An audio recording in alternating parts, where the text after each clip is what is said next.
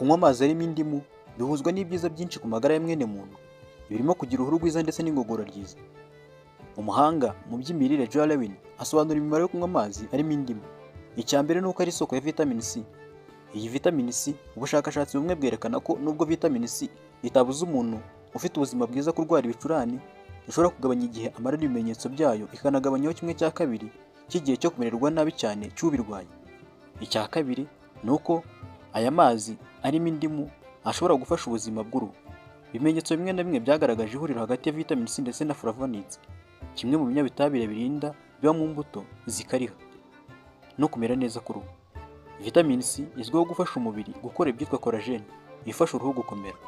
Ikindi gitangaje ni uko ubushakashatsi bwakozwe mu mwaka wa 2016 bwerekanye ko ikinyobwa gikozwe mu mbuto zikariha gishobora gufasha mu kurinda ibintu bibi bituma uruhu rusaza imburagihe.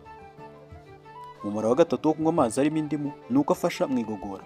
Abantu bamwe basanga kunywa amazi arimo indimu by'umwihariko mu gitondo bifasha mu gutunganya imikorere y'igogora. Nubwo ibyo mu by'ukuri ari ukuri, akenshi biterwa n'impamvu zinyuranye. Ubushakashatsi bwakozwe mu mwaka wa 2019 buvuga ko kunywa amazi igihe cyose harimo indimu bifitiye akamaro umubiri wa muntu, kuko bisa n'ibigabanya impinduka ziterwa n'ubusaza ziboneka mu mara.